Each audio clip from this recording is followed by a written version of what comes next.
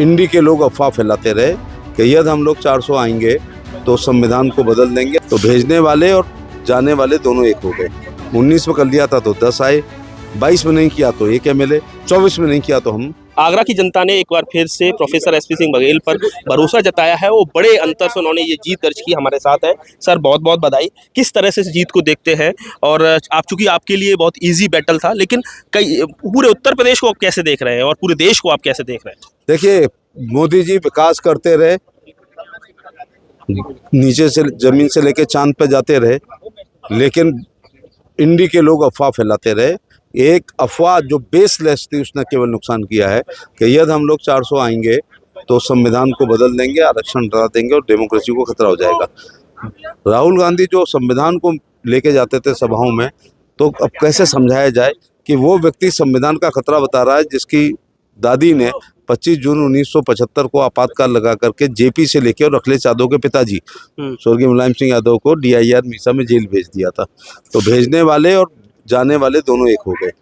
उसकी वजह से उत्तर प्रदेश में BSP का वोट, आप देखो मध्य प्रदेश में उसका असर नहीं पड़ा क्योंकि वहाँ BSP नहीं है, ज़्यादा फर्क नहीं पड़ा। लेकिन BSP का वोट ये शिफ्ट हो गया कि हमारी बहन जी ने जब 14 में गठबंधन नहीं किया था तो 0 MP आया था, 19 में कर लिया था तो 10 आए, 22 में नहीं किया तो 1 MLA, 24 में नहीं किया तो हम 0। तो क्या लगता है सर, जो SC ST OBC का जो वोट बैंक है, OBC में MBC जातियां कई सारी हैं, वो भी सर क्या लगता है आपको किसकी? मैं BSP के वोट की बात करना चाहूँगा। जो हार्डकोर के लोग हैं वो शिफ्ट हो गए, जहाँ पूरा मोहल्ला उनका है वहाँ वो 10 वोट पा रहे हैं।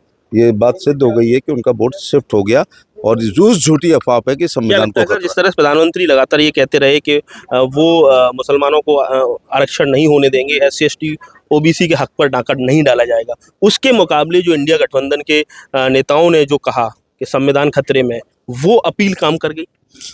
हाँ, संविधान और बेसलेस अफवाह प्रोपोगंडा रूमर थी ये।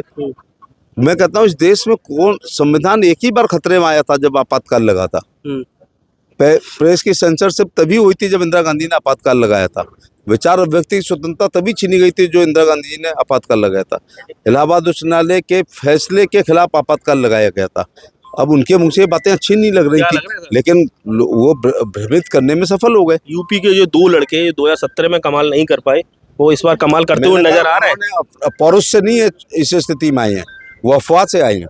तो आपको क्या लग रहा है? देखिए सर, इस समय जो टैली देखी जाए, पराक्रम से नहीं आए, मैच टाई के बराबर है। दोनों लड़के पराक्रम से नहीं आए हैं, पौरुष से नहीं आए हैं, वो केवल आए हैं अफवाह से आए हैं।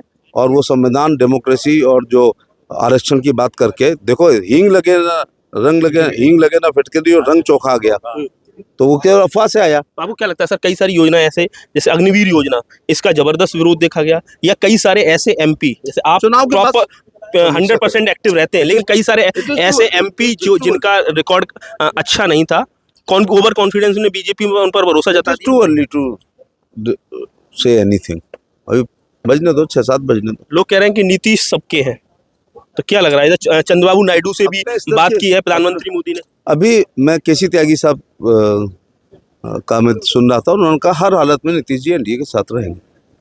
तो क्या लग रहा है, तीसरी बार एक बार फिर से मोदी सरकार का? बिल्कुल, जवाहरलाल नेहरू के रिकॉर्ड पर आज़ादी के बाद कोई पहुंचेगा तो नरेंद्र मोदी जी पहुंचेंगे, तीसरी बार प्रधानमंत्री बनने। तीसरी बार प्रधानमंत्री बनने जा रहे हैं। जवाहरलाल नेहरू का जो रिकॉर्ड रहा है 3 टर्म की सरकार बनाने का, कुल मिलाकर।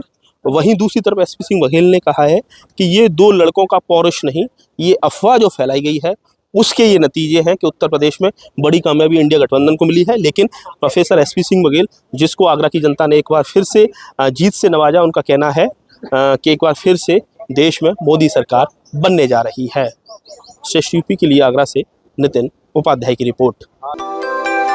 यूपी की हर खबर देखने और उनसे अपडेट रहने के लिए हमारे चैनल श्रेष्ठ यूपी को सब्सक्राइब और लाइक करें। साथ ही बेल आइकन को दबाना ना भूलें, जिससे हमारे हर वीडियो की जानकारी आप तक पहुंचती रहे।